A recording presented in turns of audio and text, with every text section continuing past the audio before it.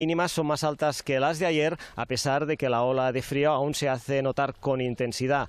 El municipio de Prades es uno de los que ha sido más afectado por las heladas. Carreteras y campos alrededor del pueblo han amanecido cubiertos por una fina capa de hielo que se ha extendido también por fuentes, bancos y parques. Los termómetros han registrado 7 grados bajo cero durante la madrugada, un frío más moderado si lo comparamos con los 10 grados bajo cero del viernes. Los vecinos de Prades ya están acostumbrados. No es un frío intenso, se puede aceptar y se puede estar en la calle como estamos ahora. Y el invierno tiene 3 olas.